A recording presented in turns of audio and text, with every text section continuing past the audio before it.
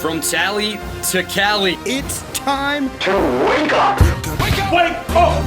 Warchant.com is your ultimate Seminole sports source. And this is Wake Up Warchant, presented by Vitamin Energy. The vitamins. The energy. Now here's Warchant.com's Aslan Hajavandi and Corey Clark. Hey, girls just wanna dance. Hey, girls just wanna have fun. I don't know. Wake up!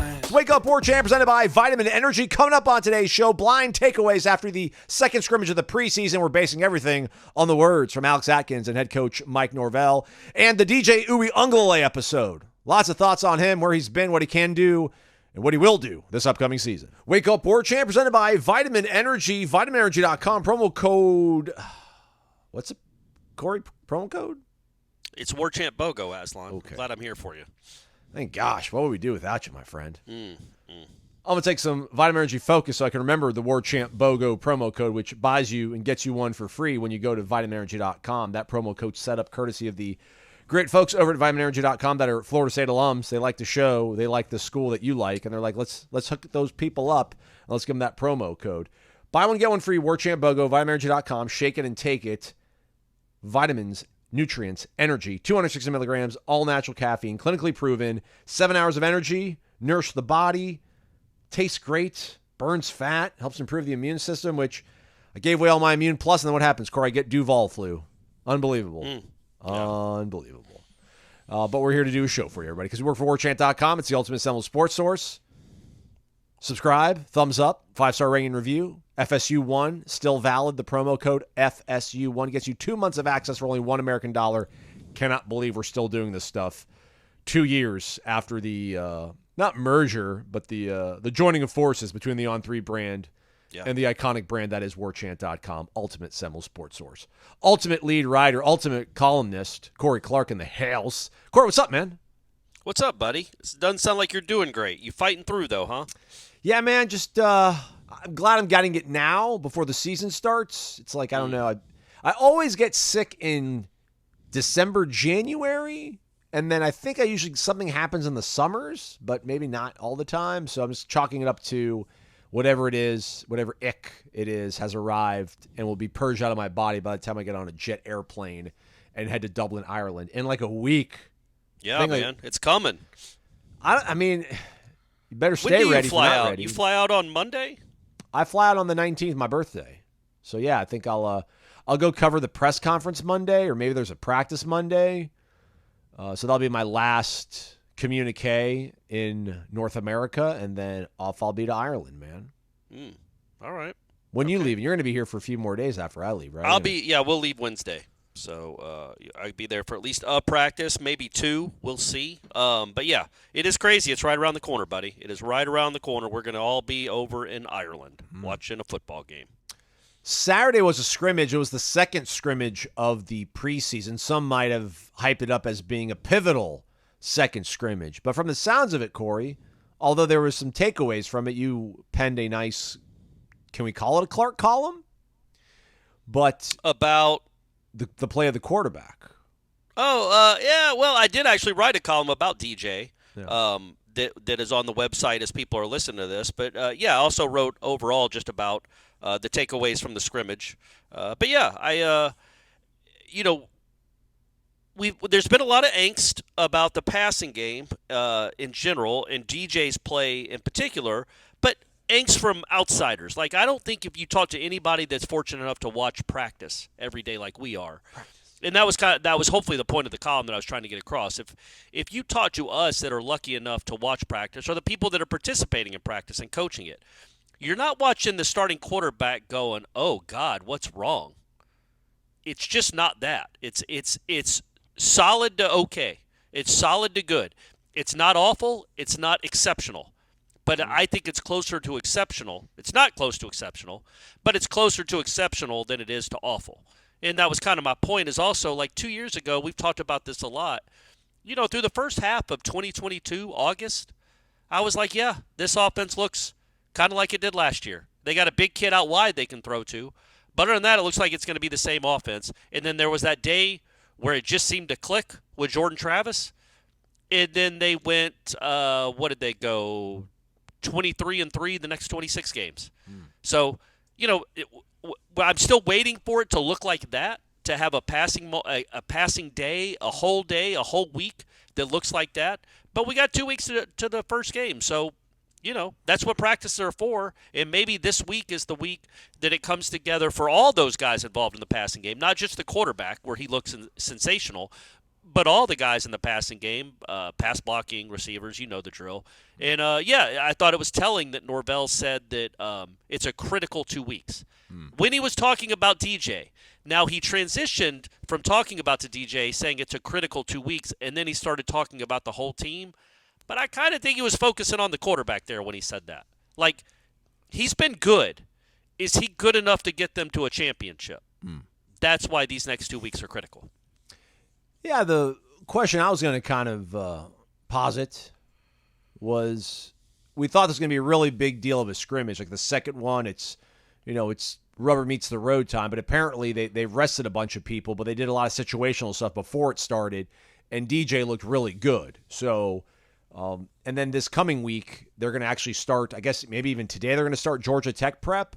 So it feels like the hay is in the barn to a certain degree. Not to say that like everybody's going to just fall into some sort of static, loop of just being what they've been the last few weeks or whatever. But like when your second scrimmage is largely, we're going to rest our veterans, like we know what we have largely, and we're going to give younger guys a look.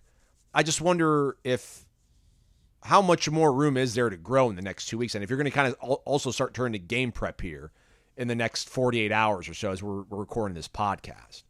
I think there's plenty of room to grow. I think that's that. Well, there's plenty of room to grow, but like how much can you do though? I mean, are you not saying you're resigned to this is who you're going to be, but have what we've seen the first 3 weeks of this preseason, is that pretty much what you're carrying into game one in Ireland, No, because I think it was telling again, like I said, that Norvell talked about it being a critical 2 weeks. He wasn't talking about getting ready for Georgia Tech.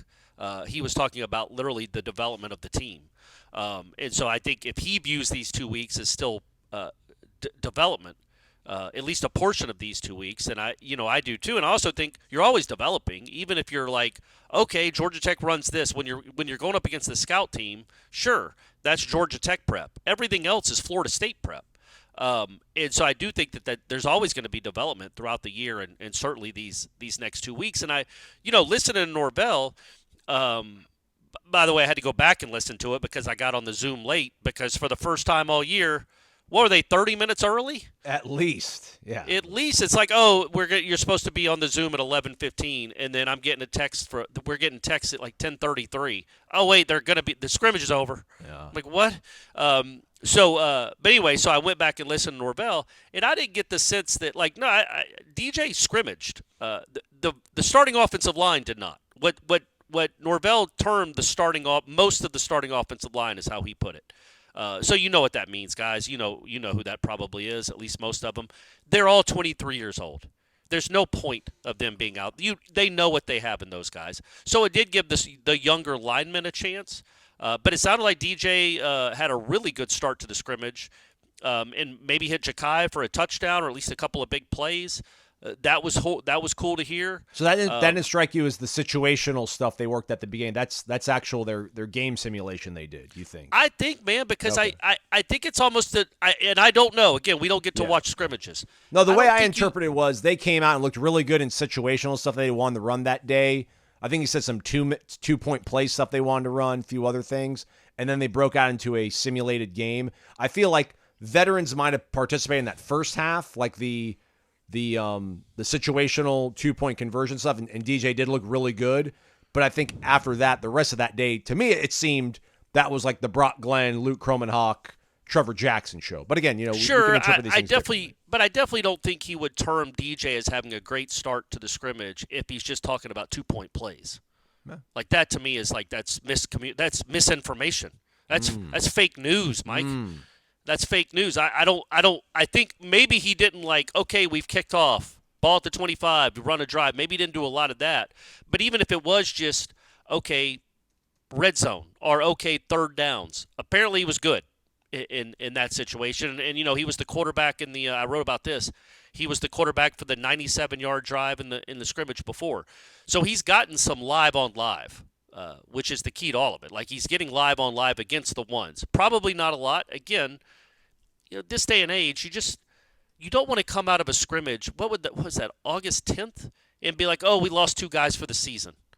Why? It's August 10th. Like, I get it now. I get how it used to be. I get old school, and I understand they need to practice tackling and being physical. But you also have a whole season to prepare for, and you've got, maybe 14 or 15 games to prepare for. So I get why the guys that are trying to make their mark and find their role played a lot more on Saturday than the guys you know about. That at the same time, I am very interested in this week in what just if the passing game starts to come together where it's not going to just be a little bit above average maybe, but could actually be good or excellent. Because as we've talked about, if this passing game can become excellent or good even, they have a chance to win all of their games. They're not going to win all their games, but they're going to have a chance. That is going to be a very good offense if they can pass at a consistent rate. So that's kind of what I wrote about, is like these 2 weeks are critical for DJ. And the way that Norvell, I thought it was interesting that Norvell said they've adapted the offense to him some, which is good to hear. And Atkins kind of echoed that, saying, yeah, it's become his offense. He's starting to understand it, but we've done some things for him, which is like, yeah, man, that's what coaching is. Like, if maybe he doesn't operate with the same quickness in this offense right now because he's only been in it for 6 months that Jordan Travis did because he was in it for 4 years, we'll give him some stuff that, highlights his strengths. And, again, none of this is going to matter if he goes out and goes 9 for 30 against Georgia Tech. I get it. But I do think he's been good enough. I think but I understand the angst and the concern. I didn't put this in the column, but it's kind of a thought I had, is like, no matter what, he's better than what you were going to have. You know what I mean? Like, He's better than Tate Rodemaker. And he's certainly better right now than Brock Glenn and Luke Kromenhoek. There's no doubt about that. And he was almost certainly going to be better than Tate Rodemaker, but who knows? Tate might have been awesome if he'd have gotten his rightful chance to play in a playoff game. So the quarterback isn't the least of my concerns at all. Like, I do think he needs to play well for this team to reach its ceiling. But there's nothing through 2 weeks that's led me think that he's not going to play well. I think he's a good quarterback. He's a good college quarterback. He hasn't proven to be exceptional yet through 2 weeks, it wouldn't appear. Do you think Norvell's trying to reset the narrative and focus it on DJ so that we stop asking about the receivers, as if the quarterback's doing a really good job, then the second receiver is really not as big of a discussion to be had at this point? Because I do wonder just the level of confidence in the offense right now. Because, I think it's going to be more than good enough to win these first few games, which I think Ira kind of wrote a story about. But I just wonder if he's just trying to focus on DJ so that we're not focusing on anything else. And is that fair almost? Because it seems like now we're getting to a point where we're moving off, maybe talking about receivers, and now we're going to put a lot of expectations and a lot of pressure on DJ. Is that fair? I mean, is that what you kind of sign up for more or less? And is that just the position and the nature of it in this day and age? Yeah, I don't think he was shifting narratives or anything. I think he was excited about how DJ started the scrimmage, and that was I think that was the first thing he said, was how good DJ was to start the practice.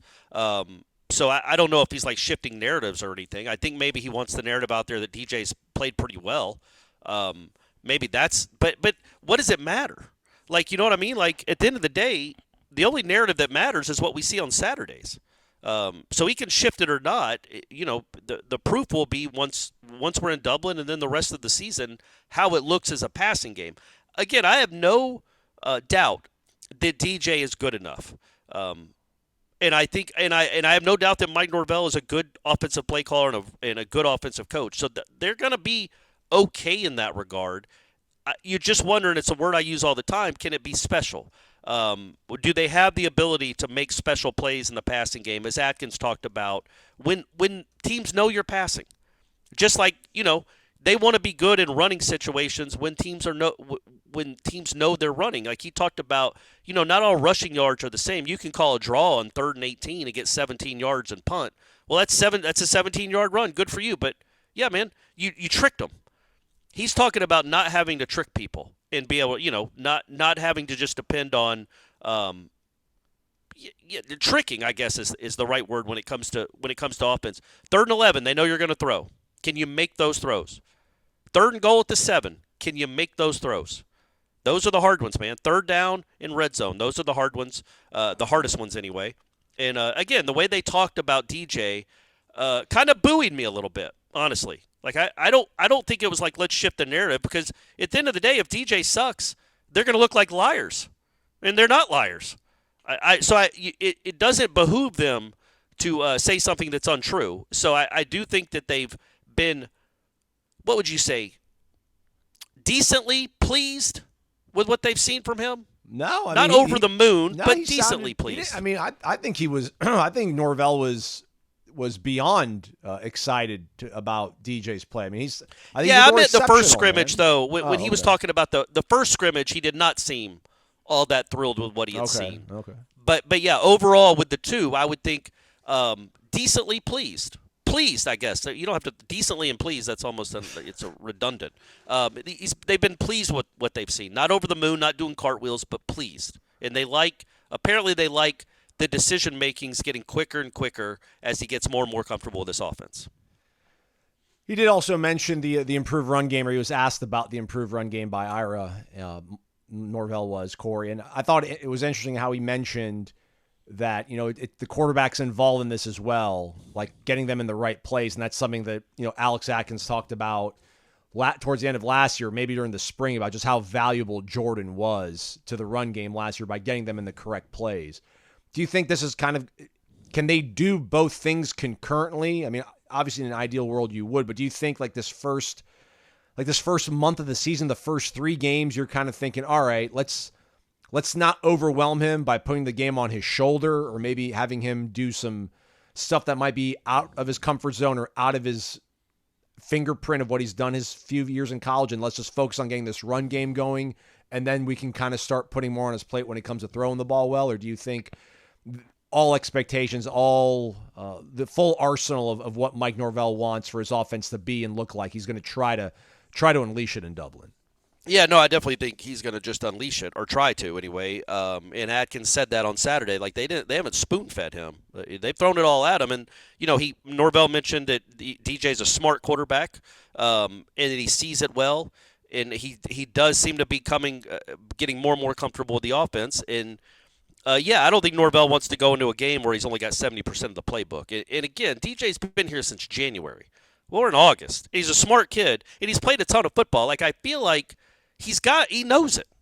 He knows it. And the beauty of it is he's played 40 games of college football. So obviously he's never played in Ireland before, but nothing is going to be unique to him. Nothing he's going to see. No pressure is certainly not unique to this kid, man. Like, or different. You think about pressure, what he did in 2020 in replacing Trevor Lawrence, and then Trevor Lawrence was the number 1 pick in the draft, and then people are saying, including his coach at the time, that maybe DJ is even better. And then he goes into that 2021 season, and people think he's going to be like a combination of Deshaun Watson and Trevor Lawrence, and he's going to be unbelievable. He's the next great Clemson QB. There's a ton of pressure with that, and obviously he didn't handle it well. He wasn't coached very well, it doesn't appear, but he didn't handle it well that first year. So, but there's no pressure he's going to feel at Florida State that I think is going to be too much for that kid. Because I don't think it rivals, even now, it's not going to rival what he felt at Clemson those 2 years when he was the starter. And we can say he left and he didn't perform well, but again, that 2022 season, he was good. He was good. So he handled it well. He rebounded from a bad 2021 to have a pretty good 2022 season. All the while, the whole fan base is calling for his backup. And now the fan base has seen that backup and been like, well, maybe we're a little too quick on the trigger there to get Cade Klubnik in the game. Now, Cade might end up being awesome, but he was not awesome his first year either. So DJ knows pressure, man. I think they love his makeup. They love his moxie. I wish he would, me personally, I wish he was a little more vocal, authoritative. But that's his nature, man. And Jordan wasn't either.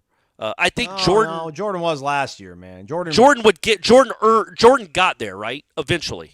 And I think a lot of that was, the fact that he had the utmost respect from all his teammates. Like, they had been to war with that kid. They had seen him play through some stuff, and they had seen him compete like that. They watched the highlights from that Florida game, man. It's like, well, look at this kid. Yeah, I'll follow you into a game. I'll run through a wall for you. That's just, and it's not that I question DJ's leadership at all. He's just more of to me, a leader by example kind of guy. I'd like him to be maybe a little more vocal where he'll jump on one of these. Like, I just think there's a unique dynamic where if DJ had just been at Florida, if this was Jordan Travis going into his senior year, dealing with some of the stuff he's dealt with these receivers, he might be, saying something to him, not politely. Yeah, he would. You know what I mean? I think, and I think maybe that's a little bit missing because DJ's in his first year here. But that might change real quick. And for all we know, it already has changed. It's not like I don't hear their private conversations. But yeah, that overall, I just think when you see what I've seen from 2.5 weeks, and the reason I thought about this, somebody at Corner Pocket the other night, I think his name was Chris. Chris, if you're listening, I think that was your name. It was nice talking to you. He was asking me about DJ, and I'm like, yeah, man, he's been pretty good. He's like, yeah, because sometimes it sounds like he's really struggling. I'm like, no, he's not. No. He's not struggling. I haven't gotten the sense that he's struggling at all. The passing game has struggled at times. It's going up against a really good secondary, and you've got some inexperienced wideouts. So that's struggled at times. But I think DJ has been everything I thought he was going to be. And let's see if he has one of those moments this next week like Jordan did 2 years ago, where it all just seemed to click. I just want to see it for a day, Aslan. A day where he's just lighting up the secondary, And again, it's not good when your secondary is getting lit up, making up words, getting lit up. But overall, they could really use a big day in the passing game. Even if you tell Adam, come on, man, let's dial it down. Let's dial it down a little bit. Let my guys get some confidence. We're a team, right, Adam? We're a team, right? Don't you want my guys to have confidence on that side of the ball? Whatever you got to do. But I would like to see one of those days like we saw in August in 2022. Daily lunch specials over at the Corner Pocket Bar and Grill Mondays through Fridays, 11 a.m. to 3 p.m. On Mondays, it's a half-pound Black Angus beef burger with a side dish of your choice. Can't go wrong with any of those selections, but just in case you want to know which ones that we like here, I like the curly fries over here. Other guy over there likes the freshly cooked potato chips. There's also straight fries, onion rings, potato salad, coleslaw, broccoli, side salad, or tater tots. Again, pick one of those and a half-pound Black Angus burger. That's a very hearty, robust lunch on a Monday, y'all. $8.99. That's all. Can't believe it. And then don't forget tomorrow, trivia night at the Corner Pocket Bar and Grill starts at 7, Corey? Yes, 7? 7 p.m. Yep, on the dot. Sharp, everybody. Trains run on time over the Corner Pocket Bar and Grill. CPTallybar.com, the website, 2475 Appalachia Parkway. Will there be live music and things of that nature this coming weekend, Corey? Or too soon to early. Tell that? Don't ask. They told me there wasn't going to be live music on Friday, and I walked in and there was live music. So odds are, just show up on a Friday night. There'll probably be some live music going for you. Corner Pocket Bar and Grill, 2475 Appalachia Parkway. Kind of going back a little bit to the previous discussion, Corey. I don't think he's going to be nervous per se. I do wonder, kind of to your point, I guess, about leadership styles, things of that nature. I mean, like Jordan had full control of the offense, like literally figurative. Like he knew everything where it had to go, and he was pushing everybody's buttons, and everybody played to the standard that he had set. I think like the offensive line is when push comes to shove, if they're in a tight game against Georgia Tech, I think they're going to lean on that offensive line, and they're going to lean on that running game. So I wonder if you're at a point where you kind of have to look at, it's almost like you're bringing back somebody who's injured. Like, all right, maybe they can come back game one, but if we bring them back too soon, they'll tweak it, and then the rest of the season's kind of in jeopardy. Like, I just wonder, and they'll never admit it, and I'm not expecting them to admit it. I would never ask them about this, but I just wonder if they'll look at Georgia Tech and look at that defense, look at that, that potent offense, I guess you could say, but you like what you have on defense and just figure, all right, if DJ's comfortable with these certain concepts, let's just focus on these ones.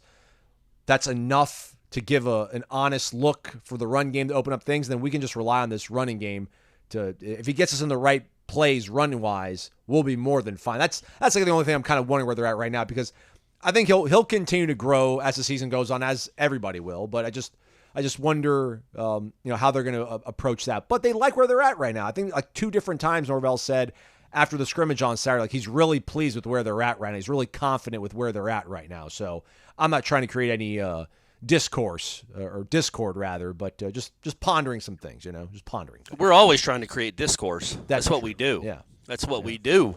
I think that I agree with that. We know that they're going to be trying to run the ball. They can hit some big plays. They will hit big plays in the passing game occasionally. You just hope they're on the same page for some of those, and you hope you don't get in the third and long. But that goes for every offense ever. Yeah. I will say this: when we go back to his leadership, like all it's going to take in Ireland is 1 7-yard run on 3rd and 5, where he bowls over a linebacker. Right. It becomes his team, if it isn't already. Look, and it's not fair. Quarterbacks get way too much blame, but it is the most important position in sports. It just is. Look at the Super Bowl, man. That was not a great football team, but they got the best player on the planet. They won the dang Super Bowl. 3 of the last 4, 5. I mean, it's such an important position for everything Aslan just mentioned. Leadership, obviously making plays. Making the right checks in the run game, which nobody ever really cares about. But being able to read a defense or where pressure is going to come from, making the checks with the line, just being a veteran. Like a year from now, Luke Kromenhoek might be awesome. He might be better than DJ ever was. But right now it's not close because of those things. Just you got a veteran that's played so much college football. And again, like what I've seen through 2.5 weeks or whatever it's been perfectly pleased. With what? Not decently pleased anymore, Aslan. Perfectly pleased with what I've seen from DJ. The receivers are going to have to start stepping up a little bit. I do think you've got some defined roles of guys that are going to make plays for you. Malik Jakai, Jalen Lucas, Lawrence Toafili, Kyle Morlock. That's a nice quintet. I know 2 of those guys are running backs, but that's a nice quintet to have when you're thinking about making plays in the passing game. You're going to need 1 or 2 more receivers. I thought that I think Alex Atkins brought up Jaylen Brown again on Saturday as having a good scrimmage, or just a guy that's impressed him lately is Jaylen Brown. That's good to see, man. Maybe he's, he wasn't anything special in the spring, honestly, to my eye, other than that speed. In the first week or so, I was like, yeah, all right, maybe next year. Will he contribute? And then he slowly started making more and more plays and catching our eye more and more. And now it's to a point where, okay, yeah, he's probably going to play. It's just who else is going to be opposite Benson getting those. Go making plays, man. Go to making plays. I will say this. He did mention, so we can talk about it, that LaWayne McCoy was back to full speed. Good to hear. Yep. And that Landon Thomas has been limited, but they think he will be a full go here very soon. And he's very excited about that, was the quote. Or I'm really excited about that. So, So Landon Thomas might be back in the mix at tight end. LaWayne McCoy could be full speed, ready to go, start making some more plays in the passing game as well. Elijah Moore is making some plays out there as well, it seemed like. He always does, man. Maybe I'm not giving the kid enough of a chance to actually contribute early this year. I definitely think he'll be on the field this year. But early, like, is he going to be on the field against Georgia Tech? Would it surprise you at this point? Oh, no, there's going to be some sub-package where he's in on it for sure. But, I mean, he might just be a guy that's out there for 25 snaps. Maybe. You wouldn't blame the coaches from what we've seen so far. So, again, another pivotal 2 weeks. Can Portier and Williamson show up and show out and, like, say nope and take advantage of this situation, say no, we're the veterans, put us on the field, we're going to make plays? Or will it be the younger guys that get most of the snaps in Ireland? Like that's what these 2 weeks will tell us. For you, Corey, when it comes down to talking about the receivers and, maybe somebody opposite Malik Benson not having fully asserted themselves and becoming a reliable kind of target, how does that concern kind of flesh out through the course of either a football game or a season that you don't think it's overblown, or do you think maybe we've hit a point now where we're talking too much about not having that number 2 kind of target? Because my only kind of worry is we've talked about Malik Benson. I don't know how much of us talking about it is going to have Tyler Santucci and Georgia Tech zeroed in on him. But I just feel like in the course of a game, if that guy's not there, like, and he's the one guy that you've built kind of chemistry with, then you're going to start looking for the next target. And if that next target's not consistently able to be reliable and counted on, if the first guy can't step up, then maybe you start pressing. But is that maybe too much of an over-dramatized look at it? And does that not factor in, I guess, Kyle Morlock, that he's not a receiver, but he's a receiving option? We probably definitely talked a little bit too much about the depth at wide receiver. I'll be the first to cop to that. But I will say I look at it through the lens of, if we think this team is going to be able to run the ball and be able to move people off the ball with this big offensive line, well, then teams like Georgia Tech and Boston College are going to have to commit more people to stop the run, which is going to leave your Florida State wide receivers. And this isn't 2019 Florida State. This is now back almost operating at full capacity Florida State. One-on-one with corners from Georgia Tech and Boston College. You've got to beat them. You've got to beat them like a drum. You've got to take advantage of one-on-one opportunities with guys that aren't as good as you. And so that's when I look at this receiving core and I think about who the number 2 guy is or the number 3 guy is. It's like, okay, I trust that Malik can go get by a guy and get open. Obviously, Ja'Kai, but Ja'Kai's a slot guy. Like, who is the other guy that when you look at the defenses, when it lines up on 1st and 10, and you see that safety starting to walk towards the line of scrimmage, and you're like, oh, they only got one safety for these 2 wide receivers, so one of these guys is going to have one-on-one coverage at least. Maybe both of them will. Who is the guy that's going to be opposite Malik Benson where you go, oh, boy, watch this. I don't think they're ready for this. They can't cover him one-on-one. That's just something we haven't seen yet. But again, they're going up against good guys. Guys that are probably better than the dudes they'll be facing in Ireland and the dudes they'll be facing the following week, really the first month. So that's where I just wonder. That's just where I want to see a little more explosiveness in the one-on-one situations where either you ran by a guy, you made a great double move, or you just went up and made a contested catch. Because that's where the greatness lives. That's where the special is making those contested catches. But if you're just playing a base defense with this guy calling plays, with a veteran of 40 games, with this running game, you're going to scheme some things open, man. You're going to have guys open in the middle of the field. You just are. He's going to get guys open. Now, DJ's got to see it and hit it, but he's going to get guys open. It's more about those opportunities you're going to get. They can change games where they decide, I'm tired of getting run on. I'm tired of them having 2nd and 4. I'm going to make sure they don't get this run isn't going anywhere. Oh, wait, it's a play action. My corners are on an island. Oh, God, no. That's what you want to be going through the defensive coordinator's heads. I do not think that goes through Adam Fuller's head right now. But Adam Fuller has Cypress and Azaria and Quindarius. Georgia Tech, who's their defensive coordinator? Tyler Santucci. He doesn't. So that's where but again, I just want to see more of that. I want to see more of the one-on-one explosive type plays from other receivers not named Benson and Ja'Kai. Yeah, I mean, the first part I think is, really we need to underscore and italicize it. I mean, it's all about the offensive line, and no one should know You want to italicize or bold? I like to italicize it. Okay, all right. I'm more of a bold guy. Underscore it, underline it, and italicize it. Okay, all right. Listen, for the longest time, it was all about the offensive line at the school was not good enough. Like, the offensive line was not good enough in 16 to get you to the playoff. Wasn't good enough, obviously, moving forward from that point. I mean, really from 14, really, when you want to really get down to it. Dalvin Cook really actually, I shouldn't say that. The offensive line did good enough to make Dalvin Cook look awesome. So we'll start saying in 16 they weren't good enough to win you like a national title and get you to where you probably should have been, and that's the playoff. Now they have that. Like, they have an above-average offensive line, to say it conservatively. I think you can say they have an excellent offensive line. And when it comes down to it, like, the front four for Georgia Tech is not going to beat the Florida State offensive line consistently through the course of a 60-minute football game. They can walk their linebackers down if they want to bring 5 guys down there to put a hat on a hat. I still like Florida State's odds. Then you want to start bringing an extra guy in. At that point now, then you're kind of playing 5-on-5 at that point. And it's going to be the 3 wideouts that Florida State's going to have. It'll be Malik Benson and Jalen Brown, let's say, and Ja'Kai Douglas, Kyle Morlock, and then Lawrence Toafili out of the backfield. Like, those are your 5 receiving targets. Over the course of 22 dropbacks, you like Florida State's odds. You just do when it comes to that. Like, if it's our 5 versus your 5, and those are the 5 guys that were rolling out there, you feel marginally better about it. It's not the slam dunk that Keon Coleman and Johnny Wilson and Jaheim Bell, and Trey Benson were last year, but it's still a decided edge. So, again, this all comes back to the offensive line, being able to win the trenches. The defensive line is also going to probably outman and outgun whatever Georgia Tech's going to have out there.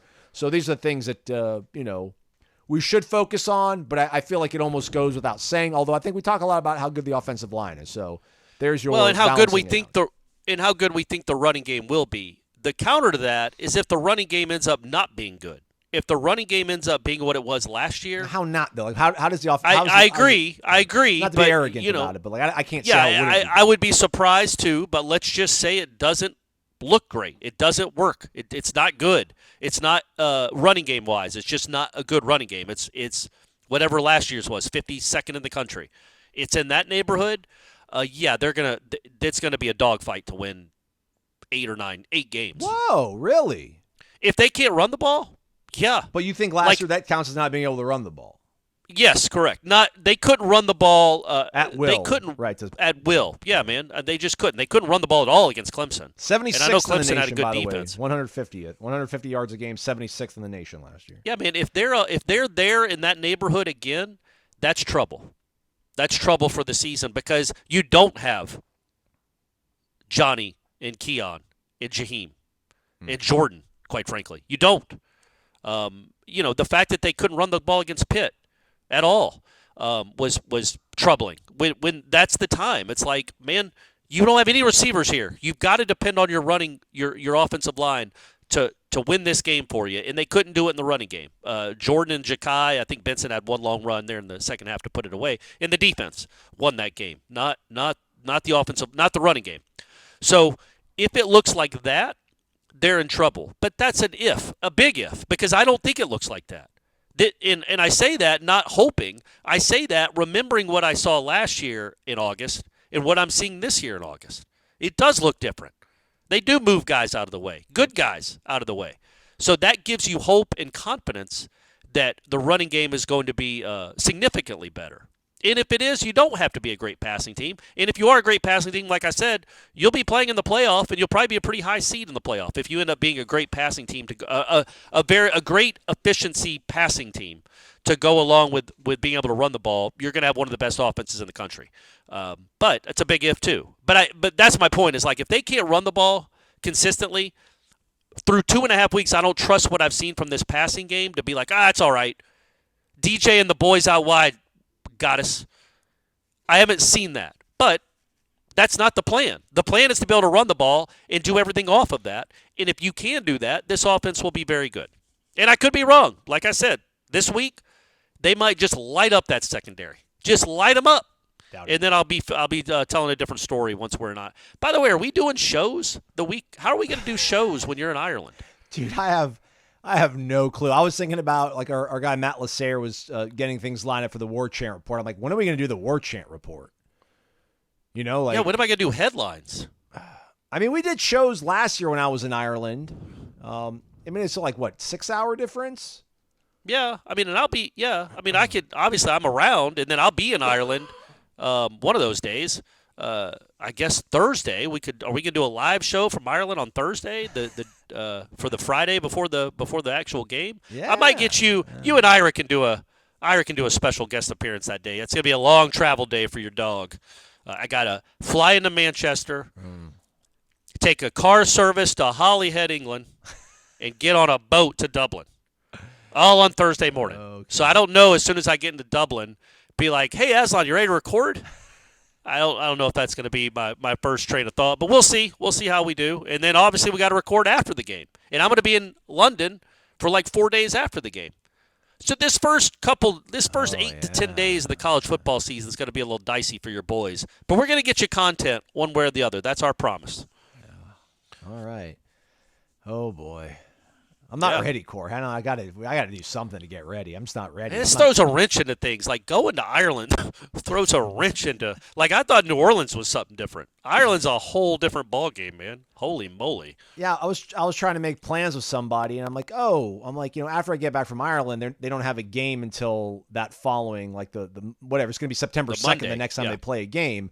So I'm like, typically during football season, Thursday and Friday Like Thursday's a pretty light day. Friday is the closest thing we get to a day off during football season when there's a home game and we're not traveling. And then sure enough, I look at my calendar. I'm like, they're practicing that Friday before the BC game. And it's like open. We got to go. And I'm like, man, this is going to just – nothing's going to make sense. It's going to be such a blur. Yeah. Fun blur, though. It is. It's here, baby. It's here. And Florida State's the number 10 team in the country. I think AP releases their poll later on today. But, yeah, USA Today coaches poll, Florida State is 10th. You know, I'm relatively sure if Adam Smith, the father of economics, was with us today, he would be a fan of Manscaped. Smith, as you all remember, argued things like the invisible hand and, more importantly, specialization, saying that companies are going to grow, hires are going to be made, and they should have defined roles and specialize in one skill. So yeah, you've got some clippers, but they have a role. Manscaped has a more specialized place in a man's grooming arsenal. Some might say a more delicate role, one involving the moneymaker, to bring it back to Adam Smith and economics. How about the Lawnmower 5.0 Ultra? It features skin-safe blades and a cordless design, which is kind of clutch. So get 20% off and free shipping with the code WARCHANT at manscaped.com. 20% discount, free shipping. Manscaped.com. Be him and trim. Also, Josh Petty, a much coveted offensive lineman, makes his commitment later today on Monday. Georgia Tech, it sounds like, but we'll see. You know, crazy things happen. People change their minds. Resources get shifted, etc., etc. One last thing I want to ask you about, Corey. I almost might just label this episode like the DJ Uiagalelei episode. Going back, looking at all this, you know, all the stats from his years past. You know, that 22 season in Clemson, I think they were 10-1. They started off 8-0. Yeah. You know, he had 1,500 yards out of Will Shipley overall, like all-purpose. So that's Shipley and Maffa, which probably is maybe marginally better than what Toafili and Roydell will be as your 1-2 punch. Yeah, but overall, I would assume you're going to get about the same out of your running game that Clemson got in 22. Yeah, hopefully more. I mean, they average barely over 4.5 yards a carry that year. But their top targets caught 56 and 41 passes. Davis Allen, their top tight end, had 39. Okay. That sounds very realistic, right? Like I could see Benson getting 56 and maybe somebody gets 41 and Morlock has 39. Okay. All right. You know, but that's still. And obviously, you know, Toafili's going to be a big part of the passing game, and so is Jalen Lucas. So those are Shipley caught 38 for 242, no touchdowns though, but I think Toafili probably gets you more than 242 receiving yards. Yeah, maybe, probably. 38. That's a lot of catches. Yeah, it is. It's not. You'd hope he'd bust a couple of them. That seems like a lot of 2-yard catches. But hey, man, 2 yards is better than no yards. Am I right? Yeah, amen. And then last year, DJ just had the workhorse. Well, they had their number 2 back had 96 carries. So they had the workhorse that's down in Miami now, Damian Martinez. He had 1,100 yards, average over 6 yards a carry. But then same kind of thing. Like their top 2 receivers had 54 carries, 44 carries, 29 receptions. Catches. Sorry. Yeah, receptions. 54 receptions, 44, and 29 receptions. And it was two receivers and a tight end. So I almost feel like we have enough to kind of look and see what DJ is. I know we're hoping that something's going to get unlocked, but we see kind of the formula almost to a certain degree of what he's been, how he's been used. I mean, I think you give Mike Norvell a little bit of an edge over whoever. I don't know if Tony Elliott was still the coordinator at Clemson in 22. I don't think so. I think he was already at Virginia by then. Yeah, I think there was the Streeter guy who then got they gave him 2 years and he got ran out. That was 1 year and then he got ran out for Riley this past season. So I'll take Norvell over those guys. Does it just simply come down to a defense? Because he had that kind of offensive production at Clemson and he had a top 30 defense. And that team won the conference. They won 11 games. They won 10 with him. And in Oregon, they had the same thing, but they had the 40th ranked defense. So that's kind of like if Florida State's defense can be what we think they're going to be, they're probably a 10-11 win floor team. But if the defense for some reason isn't going to be elite, which I don't think that'd be the case at all, then you're probably looking at the general floor of 8 to 9 wins for this team this year. Yes. Well, yeah. I mean, I don't know what the floor is. I would say that the floor is, to me, is certainly lower than 10 wins, even if the defense is good, just because it's a hard schedule and it's hard to win all the games. But they're a top 25, top 20 defense. Yeah, I mean, you can still lose a game. And DJ's who he's been the last 2 years as a full-time starter. You're going to win most of your games. Yeah. But they're going to be, like we've talked about ad nauseum, they're going to be half the games they're going to be in the fourth quarter. They're going to be fourth quarter games. And so you just got to play well in those moments. And, yeah, you should win many more than you lose. But, yeah, look, Jordan made special plays in 22. Special plays. Obviously, the Florida game comes to mind, what he did against Oklahoma when they actually could stop the run. But Jordan, when you look at those numbers, that ain't special. The numbers. He was a special player. The production from the quarterback position was not special. Not the first half of the season, yeah. But even the second half. I mean, he wasn't, again, we've talked about it. He threw for 150 yards against Syracuse. But he didn't have to, though. I mean, that's the thing. He didn't have to. I guess that's my point. That you don't need special out of DJ. If you have those elements, good defense, strong running game, you can do what Jordan Travis did in 22, which was have a very good season, an arrival type season, a revelatory season, 12-team playoff season. But he wasn't. Those numbers weren't incredible numbers. They just weren't. Right. And so you're not going to need DJ to throw for 3,500 yards or 4,000 yards or whatever it is. If he can just replicate the production that Jordan Travis had in 2022, if he's got similar defense and similar running game, that's the recipe right there. And just don't throw the fade to Micah Pittman in Raleigh. And you're 11-2. So, or you're 10-2, I guess, and then you're going to the playoffs. So that's sometimes what it comes down to. Yep. That, to me, is kind of the floor of where I see this team as it's currently constructed, health-wise, is the 2022 team. But knowing that the 2022 team won one game on a blocked extra point and won another with Tate Rodemaker. So there was some game and Jordan doing Houdini tricks against Florida and Johnny Wilson going off against Oklahoma. Like, there were 4 games they could have lost and didn't. So I just think that's the floor. That's the recipe. The 2022 recipe, and maybe get luck. Maybe DJ becomes really good, and then you're much better than that 2022 team.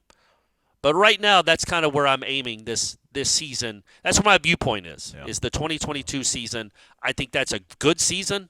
I think maybe you get a little lucky. Instead of throwing the fade to Pittman, you run it. You have a field goal. A field goal kicker you trust. You kick the game-winning field goal, and you go 10-2 that year. And you're in the playoff. That's how you get to the playoff. Yeah, but they are not going to overwhelm teams and win every game.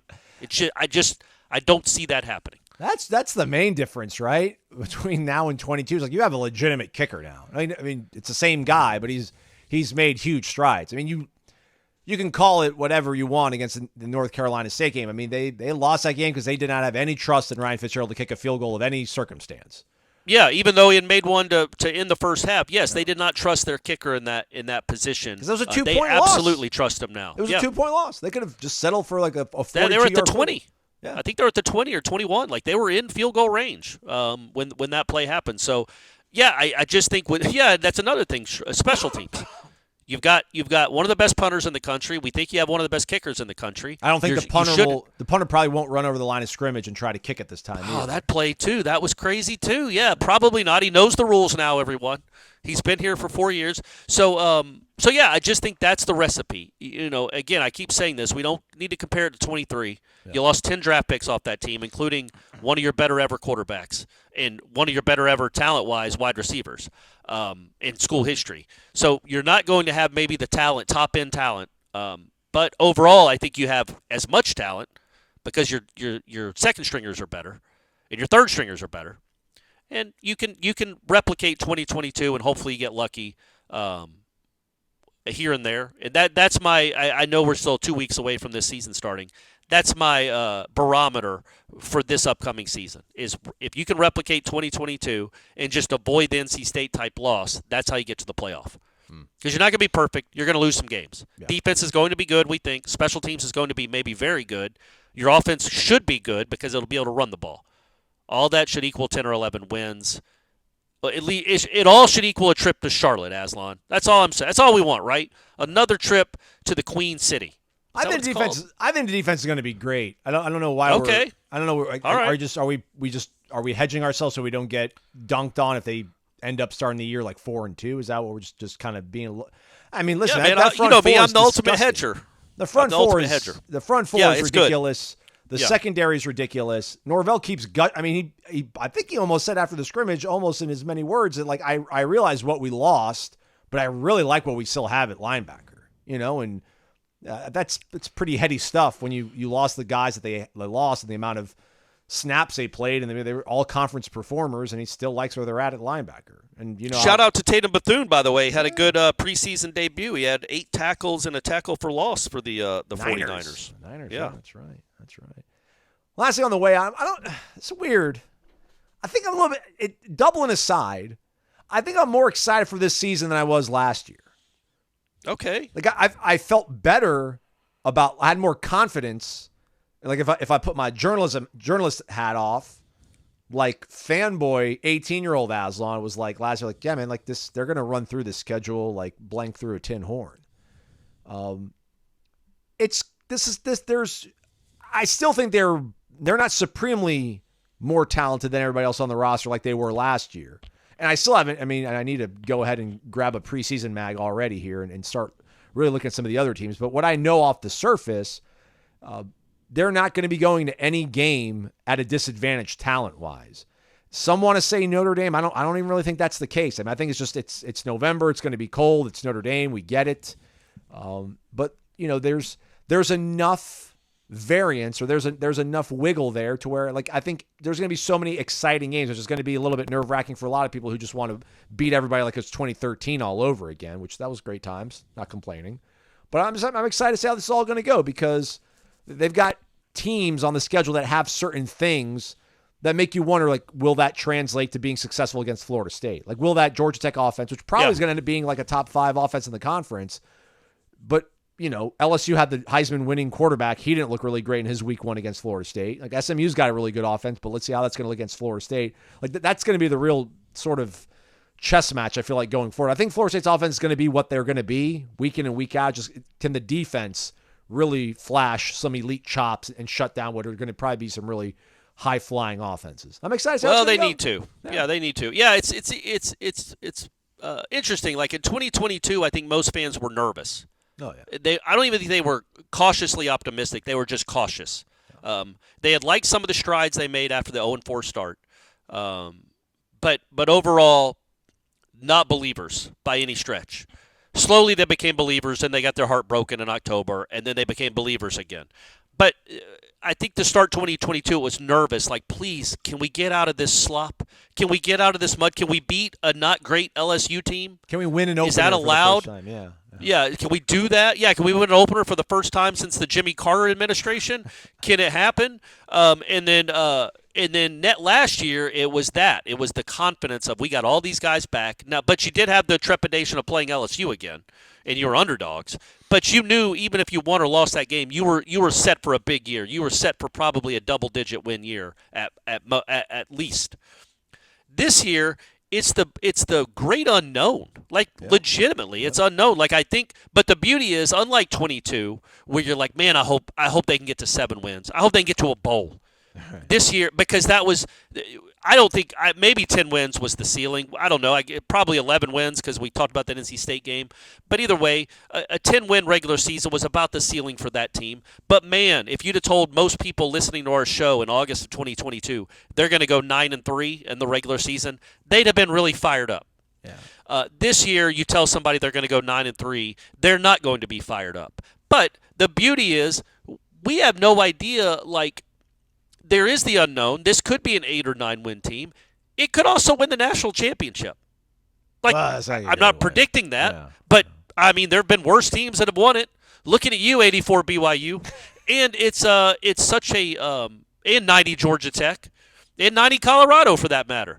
But it's such a different season with the playoffs now into play that the unknown is so cool. I just think it's cool. I think the bar has been raised here in the talent level. The floor has been raised so much that it's fun to go in an unknown season. Not as nerve-wracking as it used to be. Right. Like, God, I hope this isn't an embarrassment. Right, I hope right, they don't go 4-8. Like, now it's like, man, how good can this team be? We have no idea. Are they going to be a 9-win team, or are they going to be a semifinal team? Are they going to Charlotte? Do I already have my hotel picked out for Charlotte? Like, that's where this program is risen to, and I think that does make it exciting because you do trust that they're good.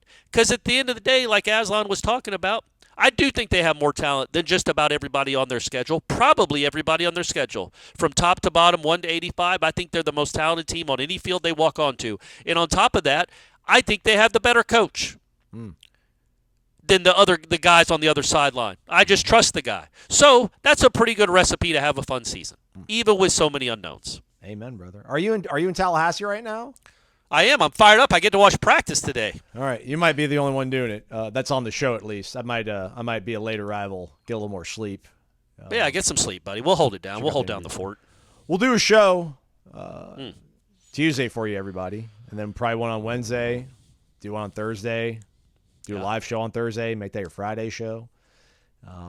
Maybe we'll try to get Chad Bishop from the AJC on this week, or maybe we'll just get him this week for next week. So there'll be some kind of content in the lull where we're traveling, but we're gonna figure it all out. Trust us, everybody. We'll figure it all out. Yep. Maybe don't trust us the way that Corey trusts Mike Norvell, but trust us on a level that we'll get it done. We haven't earned that. Yeah. We haven't given you an undefeated season yet. We lose all the time. We're throwing up L's left and right. But trust us a little bit. We still win more than we lose, but we do throw up a lot of L's. But check out warchant.com. We'll have practice footage up. We'll have Ben Spicer out there doing the thing. And then interviews afterwards, observations. And then, a Wake Up Warchant, Jeff Cameron show 1 to 3 o'clock if you don't want to wait that long for your practice takes. And then warchant.com all day, every day. Go check it out. FSU1, that's the promo code, vitaminenergy.com. It's promo code WarChantBOGO. Buy one, get one free. He's Corey. I'm Aslan. Thanks for listening to Wake Up Warchant, presented by Vitamin Energy.